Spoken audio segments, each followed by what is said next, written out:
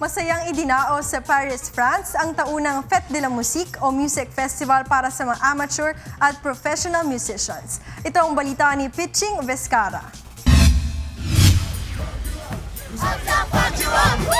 Masayang idinaos dito sa Paris, France kahapon ang ika-34 na taon ng Fête de la Musique na nilalahukan ng iba't ibang musicians, amateur o professional. Taong 1982 nang unang idaos ang music festival dito sa Paris kung saan ipinakikita ng iba't ibang musicians ang kanilang talento sa pagtugtog at paggawa ng musika sa pamamagitan ng isang konsyerto. Ang tema sa taong ito ay Together in Music. Iba't ibang genre ng music ang mapapakinggan dito tulad ng modern, pop, rock at cultural. Pangunahin sa guidelines ng mga official ng Fête de la Musique ay dapat lahat ng konsyerto ay libre sa publiko at walang bayad ang mga magpe-perform dito.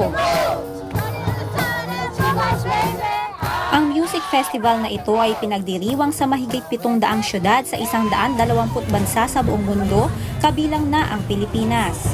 At dahil likas na sa mga Pilipino ang pagkahilig sa musika, nakilahok rin ng ilan sa ating kababayan sa pagdiriwang. The first time we're ever experiencing a music festival like this. It's really exciting. I love it. Sinamantala naman na buksan ng mga restaurant owner ang kanilang mga establishmento kahit araw ng linggo dahil sa dami ng mga tao na sumaksi sa music festival upang kumita ng malaki. Mula rito sa Paris, France, Pitching Vizcara, UNTV News Worldwide.